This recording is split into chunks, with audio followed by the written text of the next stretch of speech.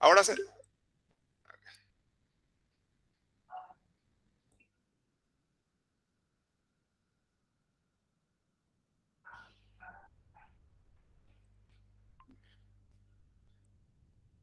ve mi presentación, profesor. Sí, excelente. Buenos días, profesor Alcides Recalde, jóvenes estudiantes. Para comenzar esta clase quisiera agradecer al profesor Alcides Recalde por haberme formulado la invitación para compartir un poco de mi práctica y la experiencia que tenemos en el manejo de dos patologías, ambas bastante graves. Una de ellas es hipertensión portal y la otra es tromboembolismo pulmonar, por lo menos en cirugía, y yo sé que también en clínica médica con relativa frecuencia nos encontramos con pacientes con ambas patologías. Una crónica que finalmente, si no es tratada adecuadamente, puede llevar al óbito, y asimismo el tromboembolismo pulmonar, que de manera súbita y a veces sin ningún tipo de manifestación previa puede llevar también al óbito. Incluso después de un tratamiento médico o quirúrgico brillante, algunos de estos pacientes finalmente desarrollan esta complicación y pueden fallecer como su consecuencia. Hay formas de reconocerla y de evitarla también, y eso es lo que en esta jornada quisiera compartir con ustedes. Para comenzar la parte de hipertensión portal, eh, un poco de anatomía, sin pretender ser exquisito para tener una idea general de lo que vamos a presentar a continuación. La vena porta es la que drena la sangre de las vísceras del abdomen y se forma por la conjunción del tronco venoso espleno-mesaraico, el cual se forma a su vez por la unión, en la mayoría de los casos, de la vena esplénica de mayor calibre y la vena mesentérica inferior. Este tronco en conjunto se une con la vena mesentérica superior y forma la vena porta. Esta vena porta lleva esta sangre del sistema esplácnico hacia el hígado, en donde va a ser filtrado, entre comillas, y finalmente va a ser drenado por las venas suprahepáticas hacia la vena cava inferior. Eh, es en este sitio en donde puede ser asiento de muchas patologías que llevan a la elevación de la presión venosa dentro de estas ramas y a un sinfín de manifestaciones y finalmente complicaciones que, no se tratadas adecuadamente, pueden finalizar con el óbito del paciente. ¿Qué es la hipertensión portal como definición? eh, es la presión sanguínea aumentada en la luz de la vena del sistema venoso portal debido a una obstrucción al flujo de sangre drenado por la vena porta. Esta obstrucción puede ser intrínseca, como por ejemplo la presencia de trombos o de fibrosis de la pared, o extrínseca por compresión por tumores o fenómenos relacionados a parasitosis. Es más, en el mundo, la causa principal de hipertensión portal es por parasitosis. Este volumen, este gran número de pacientes con este tipo de condiciones se encuentra más en los países del este de Asia o en Centroamérica. Sin embargo, en el primer mundo y también en nuestro país, la causa principal de hipertensión portal es la cirrosis hepática y la hepatitis. Acá, hablando un poco de etiología, ¿verdad? Vamos a hablar de lo que es nuestra realidad acá en nuestro país y también en otros países del primer mundo. Nosotros no somos del primer mundo, pero en algunas cosas nos parecemos, lastimosamente, en estas cosas que no son tan buenas. Cirrosis alcohólica. La cirrosis alcohólica lleva a un fenómeno inflamatorio y fibroso.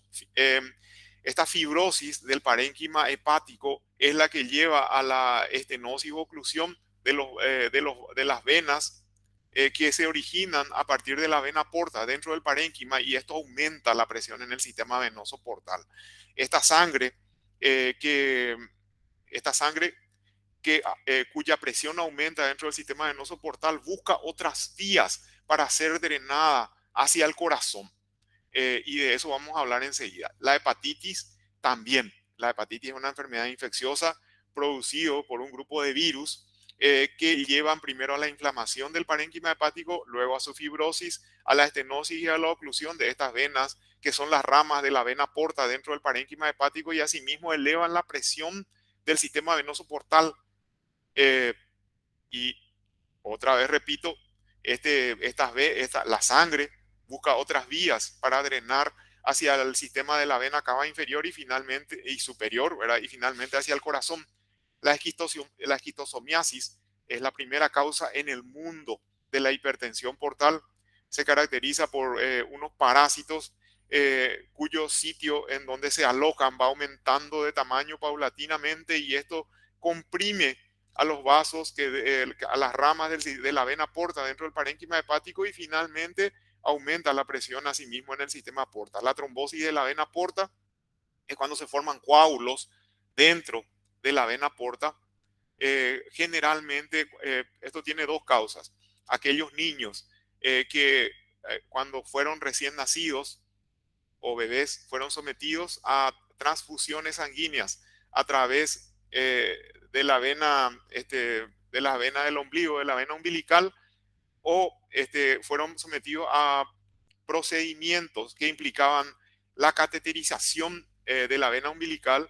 Entonces esto puede llevar a la trombosis del sistema porta, cateterización de la arteria o de la vena umbilical.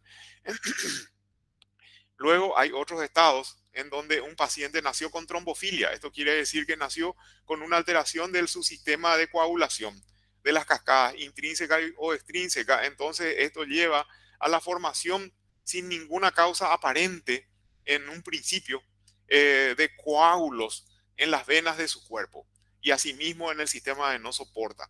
El síndrome de Budd-Chiari que se caracteriza por la estenosis o la oclusión de las venas suprahepáticas por diversos motivos, pueden ser por compresiones extrínsecas o bien por fibrosis de su pared o trombosis de estas venas suprahepáticas, que son las venas que drenan la sangre del hígado en la parte superior hacia el sistema venoso de la vena cava inferior. Entonces ahí también aumenta el sistema, la presión dentro de las venas, ramas de la vena porta, y esto lleva a la hipertensión portal.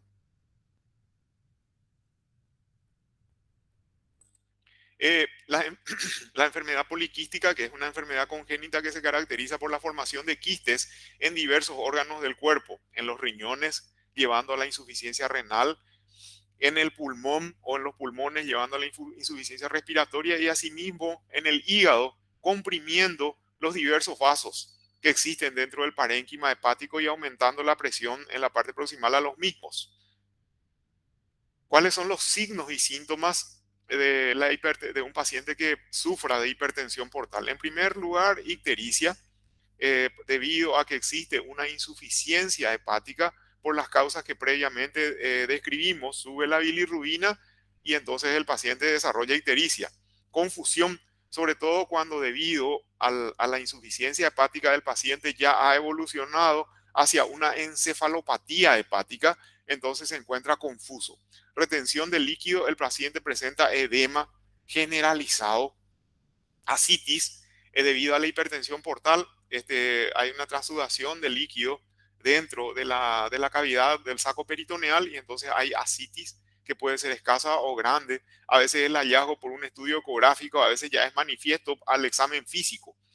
Hematemesis debido a que la hipertensión portal lleva a la formación de varices en el esófago particularmente y en el fundus gástrico, y esto hace que a veces estas varices, cuando la presión se eleva, particularmente cuando el gradiente de presión es mayor a 12 milímetros de mercurio, se rompen las paredes de estas varices formadas a nivel sobre todo del tercio inferior del esófago y del fundus gástrico, y el paciente experimenta sangrado, vómitos de sangre, hematemesis.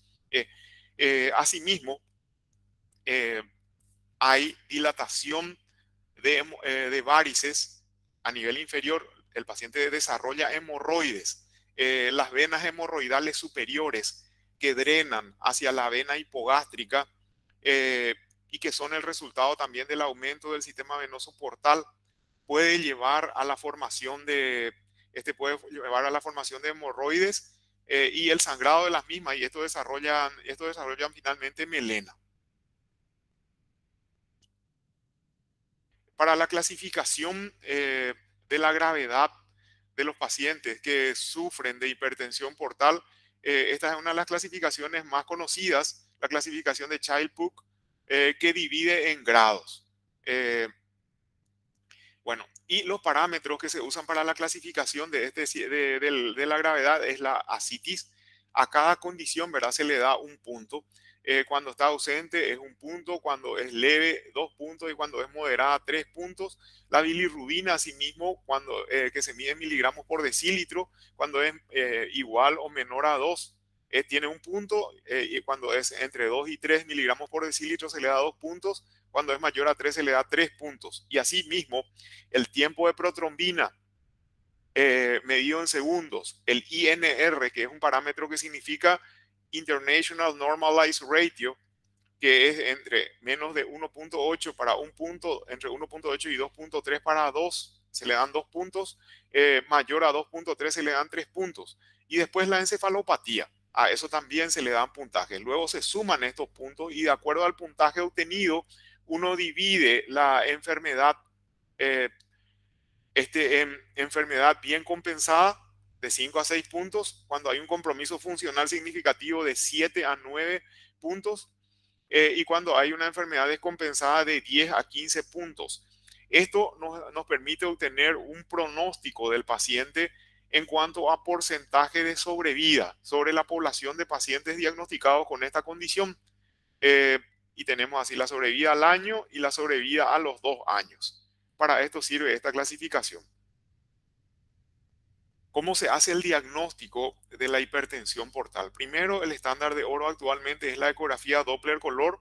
Por este método uno puede medir o puede determinar que existe realmente hipertensión en el sistema venoso portal. Puede hacer también diagnósticos, sobre todo cuando hay una trombosis de la luz de la vena porta, cuando hay una estenosis o cuando hay tumores que comprimen el sistema venoso portal y aumentan la presión dentro de este árbol. Luego, este es un método no invasivo, por eso es que se estila tanto, solamente que es operador dependiente. La persona que haga este estudio tiene que ser una persona idónea y tiene que tener entrenamiento para evaluar este tipo de patologías. Otros métodos que ya son invasivos son la arteriografía, en donde generalmente se canaliza una arteria o también puede ser una vena, se instila contraste iodado dentro del torrente circulatorio y se evalúa la presencia de un obstáculo en la luz del sistema venoso o bien una compresión, una estenosis del mismo. Luego, la angiotac. En la angiotac también se canaliza una vena del paciente, se instila contraste iodado y el paciente es sometido a un estudio de tomografía. Lo que nos interesa es la fase venosa de este estudio. Cuando uno pide el estudio de angiotomografía, tiene que especificarle, generalmente es un técnico el que hace el estudio y luego un médico lee las imágenes, que lo que uno está buscando es la fase venosa del estudio de angiotomografía. Porque ya nos ha pasado que hemos pedido la angiotac y pusimos descartar obstrucción en la luz de la vena porta o compresión, y nos vienen con la fase arterial y entonces uno no puede ver. Asimismo, la angioresonancia magnética es un estudio invasivo en el cual se canaliza una vena, se instila un contraste que no es iodado, se llama gadolinium. El gadolinium es mucho menos nefrotóxico que el contraste iodado. Para la arteriografía y la tomografía se usa contraste iodado, que muchas veces puede ser deleterio para la función del riñón. Por ejemplo, puede empeorar la función de un riñón que ya está dañado, un riñón que está con insuficiencia renal, o bien puede desencadenar una insuficiencia renal en un paciente que no padecía de esta condición. Esta es la característica de estos dos estudios.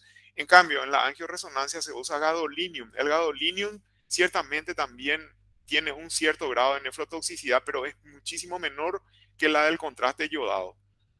Hay otra condición también con respecto al contraste iodado, que es que puede producir una reacción alérgica, de manera que siempre el operador, el que hace este tipo de estudios, tiene que estar preparado con hidrocortisona para utilizar esta droga en caso de que el paciente haga una reacción alérgica.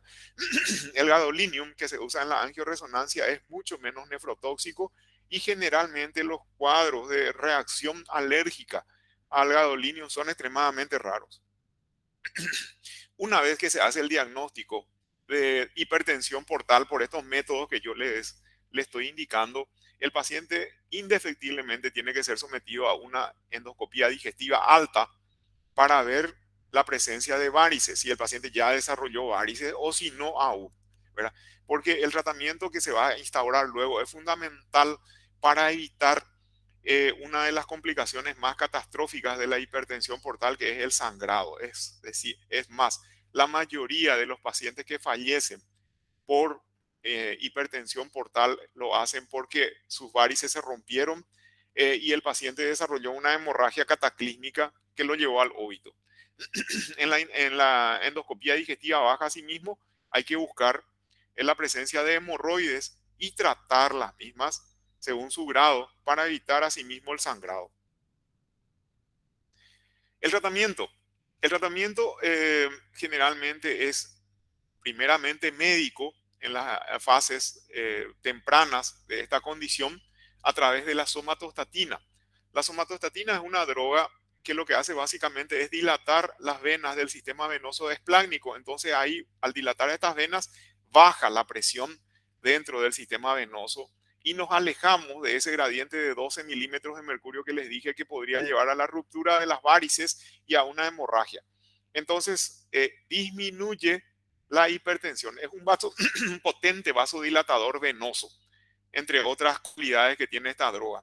Y por eso se la utiliza en las fases iniciales de esta patología, para compensar la hipertensión venosa y alejar la posibilidad de sangrado. El octreotide es el derivado sintético de la somatostatina. Es lo mismo, pero de manera, elaborado en un laboratorio de manera artificial, y su función es también la misma, es decir, que produce dilatación de las venas del sistema venoso portal, impidiendo el desarrollo de varices o disminuyendo el volumen si estas ya están presentes y alejando la posibilidad de ruptura.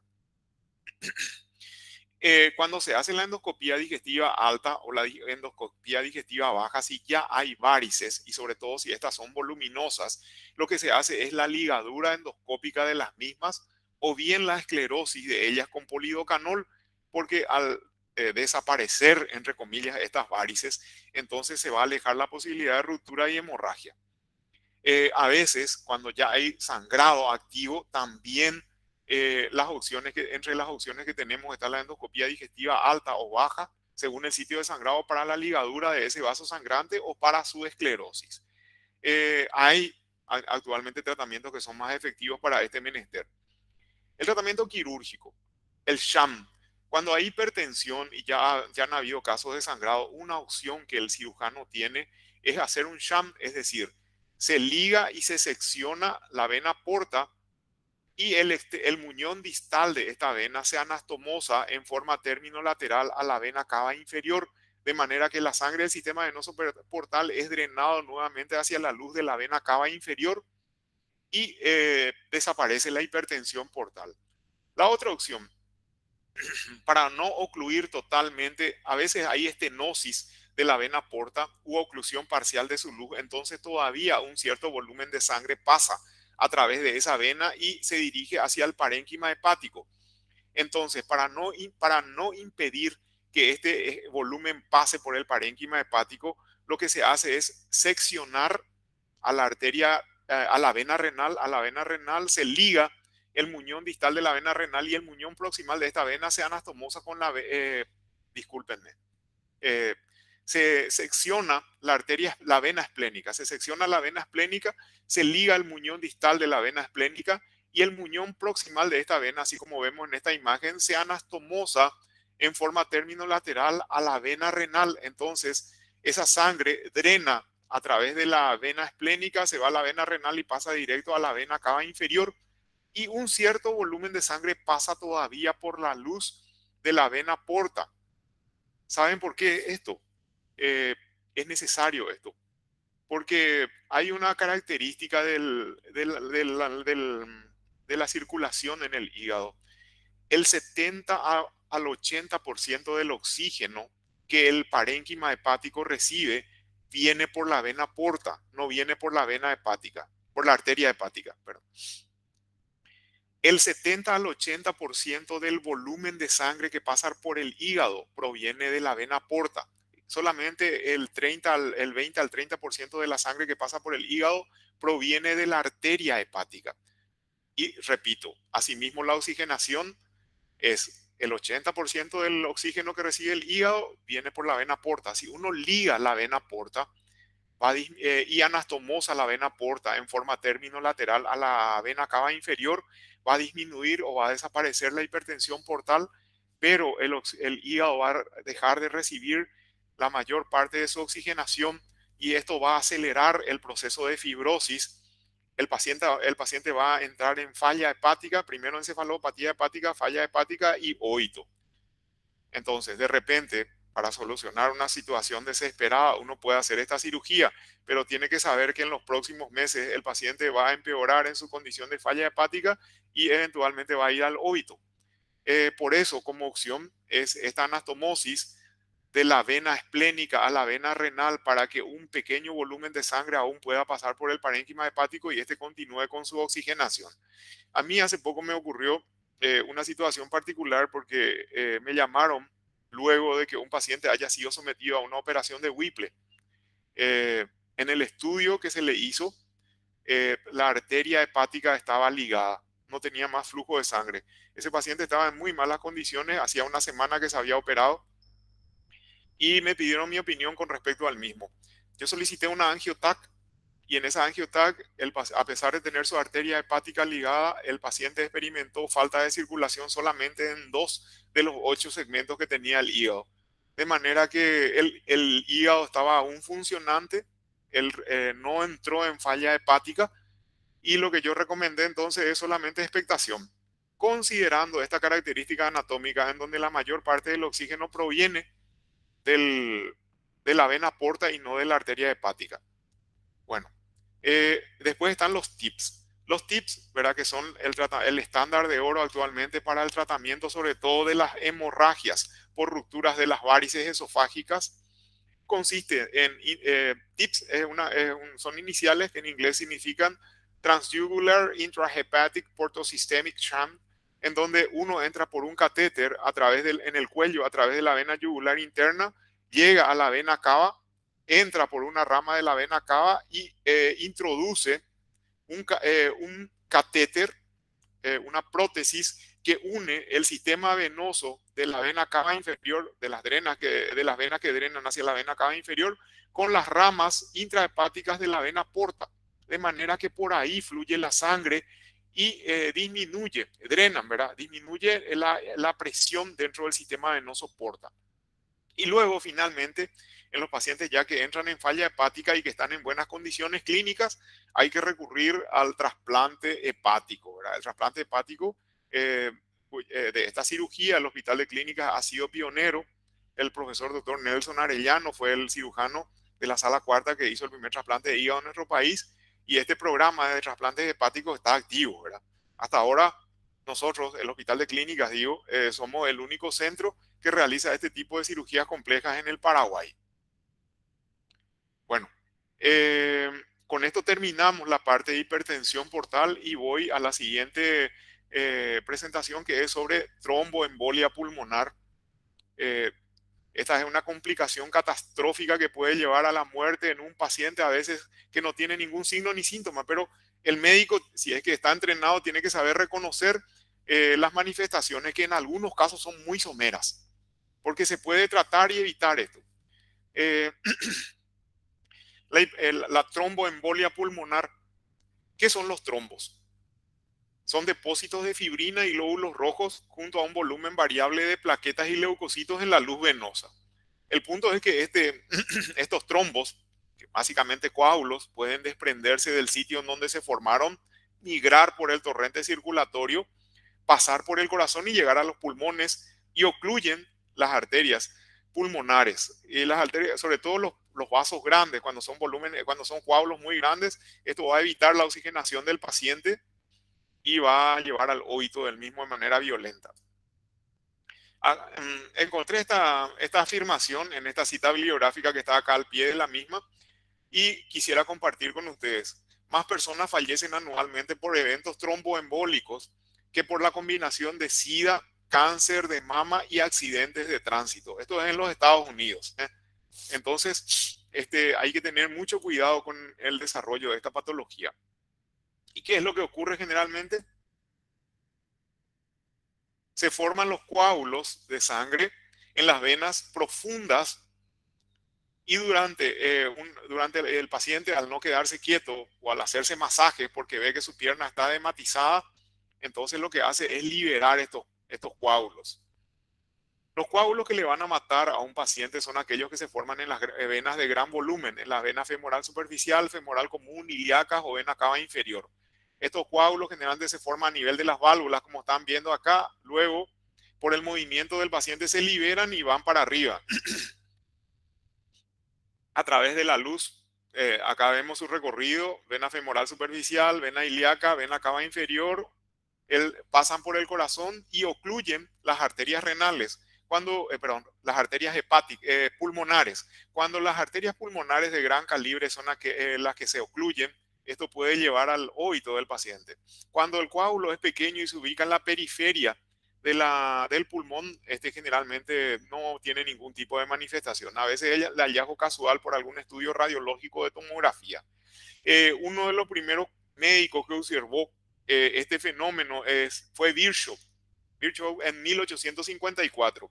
Y él describió una triada que hasta ahora se suele utilizar, que incluye daño de la pared venosa, porque cuando se rompe la íntima o se lesiona por algún motivo, en un traumatismo, una cirugía, etcétera, debajo de la íntima, que es la capa más interna de la pared venosa, existen factores de coagulación que se liberan al torrente sanguíneo y ahí empieza la cascada de formación de un trombo. Hipercoagulabilidad, que puede ser en un paciente que haya nacido con un defecto en su sistema de coagulación, la cascada intrínseca o extrínseca, o bien se encuentre con algún cuadro oncológico que lleva a la formación de coágulos en su torrente venoso sobre todo. Y la éstasis de sangre, cuando un paciente se queda quieto por mucho tiempo en un viaje de varias horas en la clase económica, en un avión, por ejemplo, o encamado porque se encuentra enfermo, ¿verdad? O durante cirugías muy prolongadas. Entonces esto establece la condición para que se formen coágulos. Factores de riesgo, tanto para trombosis venosa profunda como para tromboembolismo pulmonar, que es su complicación más catastrófica, edad mayor de 60 años, debido a que muchos pacientes, cuando van madurando en su edad, se vuelven cada vez más sedentarios, no hacen actividad física. Y recuerden la éstasis de la triada de Virchow, esto lleva a la formación de coágulos. Historia de trombosis venosa profunda en aquellos pacientes que previamente, por alguna razón, hayan desarrollado coágulos por algún traumatismo en una cirugía. Ellos tienen que saber que eventualmente en otras situaciones similares pueden desarrollarlos. Inmovilidad marcada, ya les he hablado de la clase económica de los aviones. También aquellos pacientes que están encamados por mucho tiempo o que son sometidos a cirugías largas. Por esto es tan importante que un paciente tenga profilaxis con heparina. La cirugía de cadera y rodilla, las cirugías traumatológicas de todas las cirugías son las que con mayor frecuencia producen trombosis venosa profunda en los miembros inferiores. ¿Por qué? Porque a veces son cirugías muy violentas, donde existe mucha tensión del miembro, se desgarra con esta tensión la pared de la vena, la íntima, y ahí se liberan estos factores de coagulación que llevan a la formación de trombos.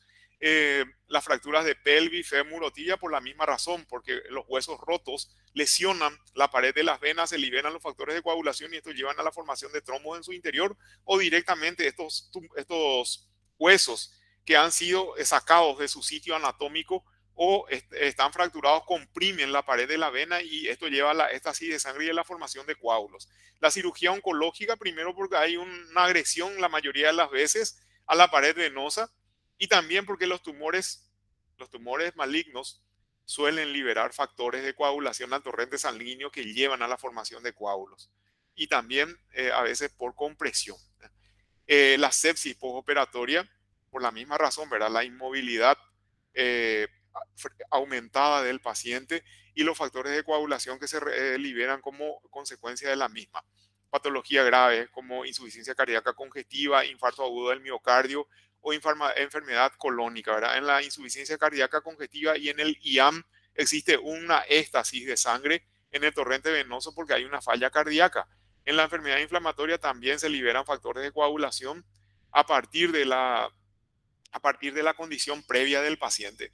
Entonces, estos pacientes siempre tienen que recibir profilaxis con heparina para evitar la trombosis venosa profunda. Cuando hay un riesgo aumentado de trombosis venosa profunda postoperatoria, en los ancianos, en los obesos, sobre todo esos que padecen de obesidad mórbida, en los pacientes que tienen varices por la éstasis venosa y cuando hay cirugías prolongadas. Entonces, en estos pacientes particularmente tiene que usarse heparina como profilaxis. ¿Qué es una trombofilia? Es cuando el paciente nace con una predisposición a desarrollar coágulos. Esto es un rasgo genético, es una tendencia aumentada a desarrollar trombosis venosa profunda porque hay alguna alteración en el mecanismo de coagulación del paciente, déficit de antitrombina 3, déficit de proteína C, déficit de proteína S, mutación del factor 5, entonces se le llama factor 5 Leiden. Estos son componentes de la cascada de coagulación en el síndrome antifosfolipídico y en el síndrome mieloproliferativo. Cuando ustedes tienen un paciente joven que súbitamente desarrolló una trombosis venosa profunda, pues tienen que pedirle estos marcadores serológicos para ver si el paciente nació con una trombofilia. Ese paciente tiene que saber que en cualquier evento, como un traumatismo, por ejemplo, una patada jugando fútbol o una cirugía, algo más grande, ¿verdad? Podría desarrollar cuadros de trombosis venosa profunda. ¿Cuándo sospechar trombofilia? Historia familiar, más de un componente de la familia, más de un consanguíneo desarrolló trombosis venosa profunda o tromboembolia pulmonar. Cuando el paciente, como lo dije, es muy joven y desarrolló ya un cuadro de trombosis venosa profunda, cuando hay varios episodios en un mismo paciente de trombosis o tromboembolismo pulmonar, cuando no se conoce la causa, fue algo súbito y el paciente desarrolló una embolia pulmonar, por ejemplo, o una trombosis venosa profunda, cuando ocurren concomitantemente trombosis arterial o trombosis venosa en sitios anatómicos inusuales, porque lo más frecuente es que ocurran en los miembros inferiores, pero también pueden ocurrir en los miembros superiores, por ejemplo, y entonces ya hay que sospechar que el paciente padece de trombofilia. Cuando hay provocaciones mínimas, por ejemplo, una patada jugando fútbol, o cuando sin querer el paciente pateó la pata de una silla o una mesa y desarrolló un cuadro de trombosis venosa profunda o una embolia pulmonar, entonces ahí hay que sospechar que el paciente nació con esa predisposición y hay que pedirle esos marcadores que les mostré en el slide previo. Esta es la presentación clásica de un paciente con trombosis venosa profunda: dolor, tumefacción, impotencia funcional. Primero se pone pálido el miembro y luego cianótico cuando hay el signo de Hohmann. Bueno, acá ya nos vamos hacia la parte de embolia pulmonar, que es la que nos interesa. El dímero D plasmático, que es un marcador serológico. Es un derivado de la fibrina producido cuando esta es degradada por la plasmina durante la lisis de un trombo. El valor normal de un dímero D es de menos de 500 nanogramos por mililitro. Bueno, atiendan esta característica, jóvenes. El dímero D elevado no quiere decir que tu paciente tenga un cuadro de trombosis, que solamente significa que podría tener coágulos en su sistema circulatorio. Cuando el dímero D está elevado, en un 60% puede ser un cuadro de trombosis venosa profunda, pero tenés un 40% que está elevado también, por ejemplo, en un paciente postoperado, en un paciente oncológico, en un paciente con un traumatismo, en un paciente fracturado. En todo eso se eleva el dímero D y no tiene trombosis venosa profunda. De manera que el diagnóstico, o tromboembolia pulmonar también, de manera que el diagnóstico, esto sirve para orientarnos, pero no es categórico. El hecho de que te venga por encima de lo normal no quiere decir categóricamente que el paciente tenga coágulos en su torrente venoso. Hay que asociarlo. Para esto, la ecodoppler es el estándar de oro para hacer el diagnóstico de trombosis venosa profunda. Después, ¿cuándo sospechar tromboembolia pulmonar?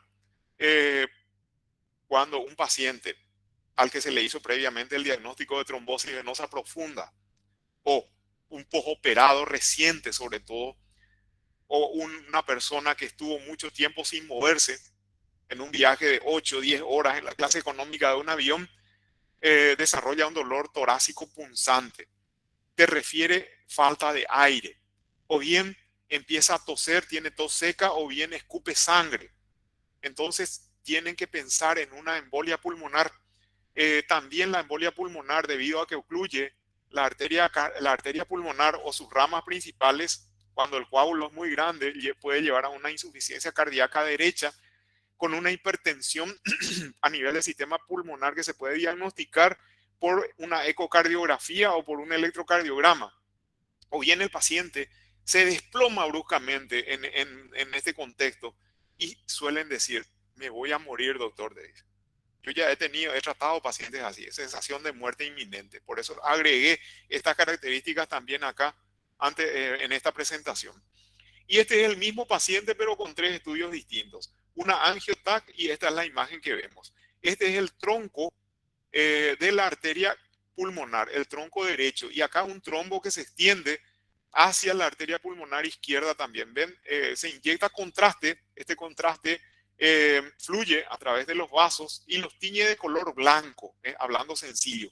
Ahí en el sitio donde hay trombo no corre el contraste, por eso se ve de color negro, acá como están viendo. El mismo paciente, pero en una radiografía simple, y acá ven esta imagen que parece un bloque neumónico, así que tengan mucho cuidado cuando hacen su diagnóstico y por eso lo digo, siempre tienen que hacer un diagnóstico en un contexto, no se dejen guiar por un solo método auxiliar de diagnóstico, tienen que tener un contexto para decir con claridad, este paciente tiene una embolia pulmonar, porque esto bien puede confundirse con un bloque neumónico y encima tu paciente está con disnea, se les puede tratar, ya he visto casos, gente, de pacientes tratados como neumonía y tenía una flor de embolia pulmonar y así, y no, ese paciente no fue al óbito porque no era todavía su día. Bueno, la cintigrafía es otro método auxiliar de diagnóstico que es bastante raro este método y por eso no es de primera elección. Y esta es la imagen en el pulmón derecho, ¿verdad? Estamos viendo de hacia atrás, le miramos al paciente. Ven acá como hay un defecto en el relleno, ¿verdad? Del contraste iodado que se le inyecta al paciente para este estudio. Generalmente el estándar de oro, escuchen bien esto, el estándar de oro para hacer el diagnóstico de una embolia pulmonar es la angiotomografía. Angiotomografía y tomografía contrastada son sinónimos, se puede escribir de la misma manera. Eso es lo que le pueden pedir a un paciente en el cual sospechan una embolia pulmonar. No le vayan a pedir tomografía simple porque pueden no ver absolutamente nada y tu paciente puede tener un enorme trombo ahí en su pulmón. Los objetivos del tratamiento es evitar la extensión local de los trombos, evitar la embolización de los trombos, ¿verdad? Que se diseminen más, eventualmente acelerar la fibrinolisis por medio de drogas y evitar el desarrollo de complicaciones, la más catastrófica de las cuales es el óbito. Las medidas generales, siempre tiene que internarse tu paciente, esto nunca se puede tratar de manera ambulatoria, hidratación, reposo absoluto, elevación de los miembros inferiores si está con una trombosis venosa profunda, que es la causa de la embolia pulmonar, compresión elástica de los miembros inferiores, idealmente con medias de compresión elástica, y la terapia. La terapia puede ser por medio de heparina. Estamos hablando solamente de la trombosis venosa profunda primero. Heparina por 4 o 5 días. Puede ser enoxaparina, que es heparina de bajo peso molecular, o bien puede ser heparina sódica también. La heparina de bajo peso molecular se administra por 4 o 5 días y luego se engancha con un anticoagulante oral que puede ser warfarina o acenocumarol, que el paciente tiene que ser tratado con esto por 3 meses.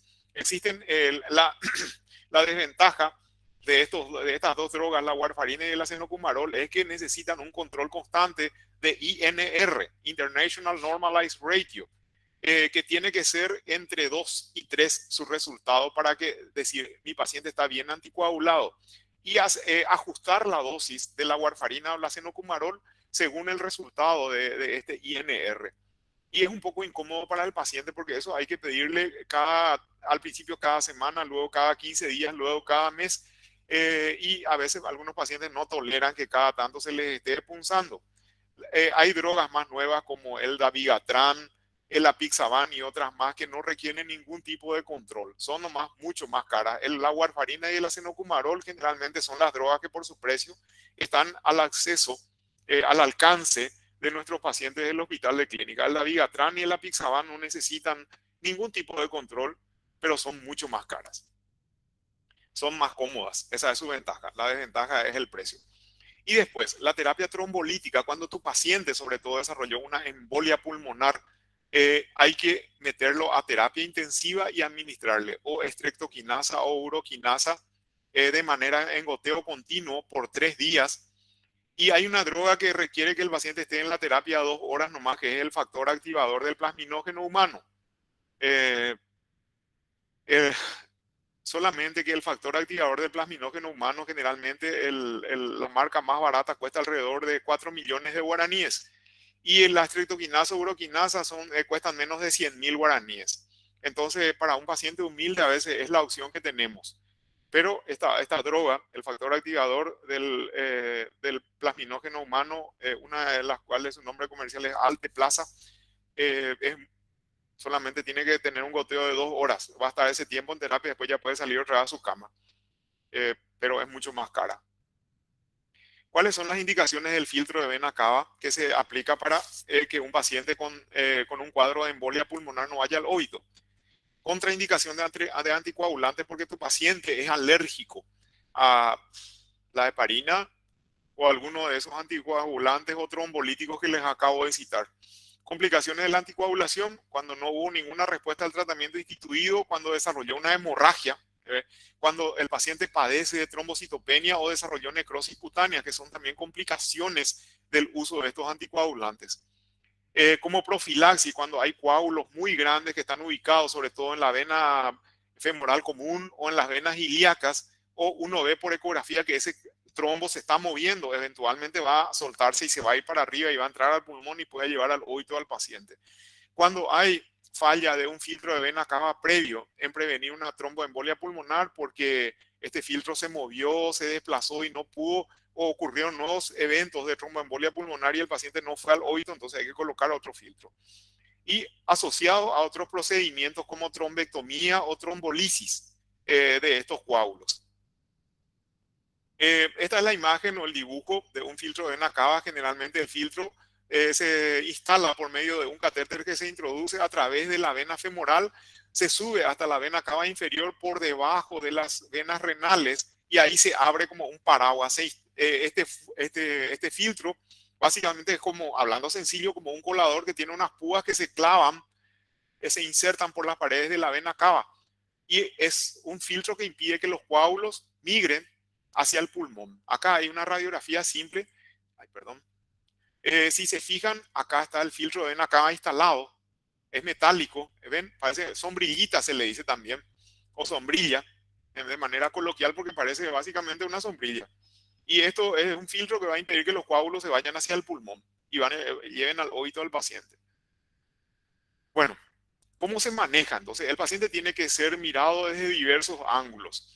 Cuando hay un primer episodio, el paciente tiene que ser sometido a trombolisis y luego una anticoagulación oral por 3 meses. Cuando hay una trombosis venosa profunda o una embolia reincidente, la anticoagulación tiene que ser ya de por vida. En un segundo caso, un segundo evento de tromboembolia pulmonar es igual a anticoagulación de por vida. Cuando una paciente embarazada hace un cuadro de trombosis venosa profunda o embolia pulmonar, en el peor de los casos, lo único que se le puede ofrecer es heparina como tratamiento de largo plazo hasta el parto.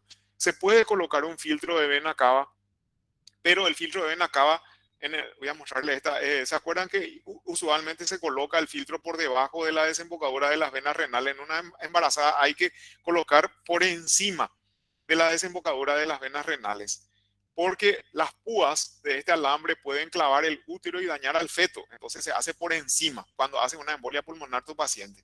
El peligro acá es que los coágulos puedan entrar en las venas renales y ocluirlas. Por eso usualmente, si no está embarazada la paciente, se coloca por debajo de las venas renales. Bueno, después la actividad laboral, generalmente si el paciente tiene buena evolución, a las 2 semanas, actividad física recién a los 2 meses y medias elásticas tiene que usar el paciente por 6 meses, porque o si no va a desarrollar varices, que es una complicación a largo plazo de la formación de coágulos en las venas de los miembros inferiores.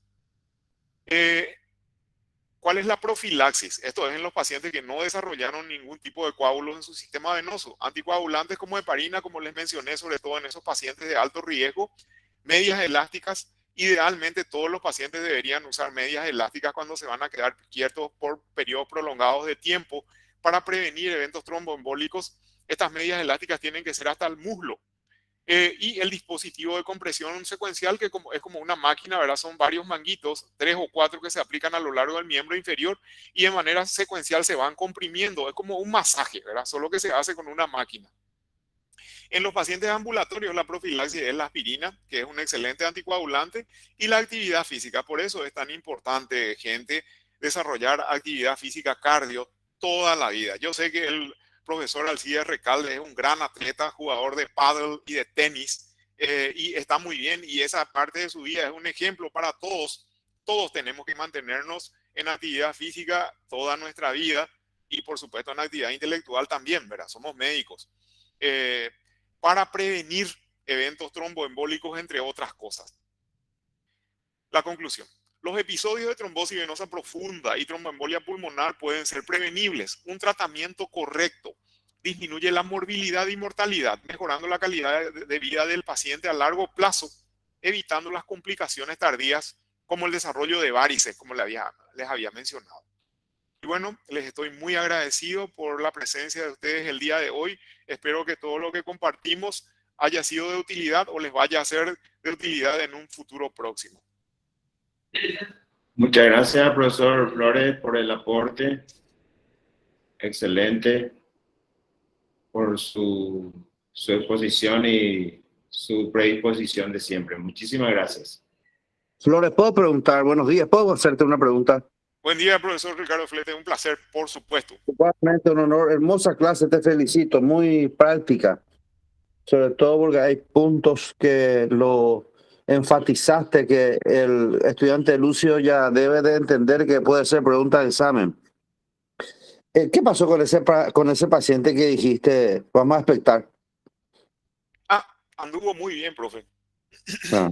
No tocamos la arteria hepática. Lo ideal cuando uno hace el diagnóstico o secciona la arteria hepática es reconstruirla en el mismo acto operatorio. Se puede anastomosar de manera término-terminal y si ya no te alcanza el segmento, porque los vasos, sobre todo las arterias, se retraen cuando se cortan, se puede usar Sí. vena safena interna o safena magna invertida. A mí me llamaron como interconsultor en el postoperatorio. Yo no le he visto durante el acto quirúrgico a este paciente y solicité una angiotomografía. Y en esa angiotomografía se vio la sección de ese vaso, la interrupción del flujo de sangre. El paciente no estaba en insuficiencia hepática y basado en el criterio de que el 70 al 80% del oxígeno del parénquima hepático proviene de la vena porta y no de la arteria hepática, entonces, debido a la gravedad general del paciente, sugerí la expectación. El paciente sobrevivió al evento, lo que hizo finalmente fue la necrosis de 2 segmentos del hígado, pero el hígado tiene la característica de regenerarse. ¿eh? Esa es la característica del hígado, puede regenerar los segmentos que han sido dañados o seccionados. Algunos dicen que de alguna manera los antiguos griegos ya conocían esta característica del hígado. En la mitología griega está Prometeo, que había robado de los dioses el fuego para entregarlos a los seres humanos y fue condenado por Júpiter a que fue encadenado a un monte y venía todos los días un buitre a devorarle el hígado y su hígado se regeneraba al día siguiente de manera que era una tortura perpetua. Entonces esa característica ahí de ese cuento de la mitología, ¿verdad? De que el hígado se regeneraba, es una realidad. El hígado se regenera si tiene las condiciones adecuadas. Entiendo, muchísimas gracias. Por favor, profesor, fue un honor.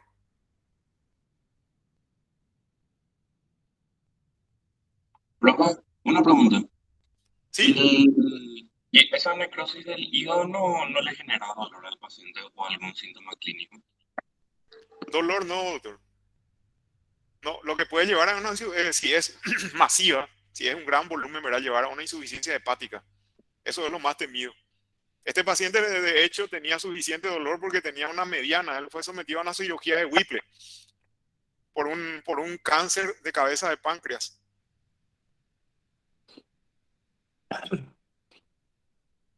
Gracias, doctor.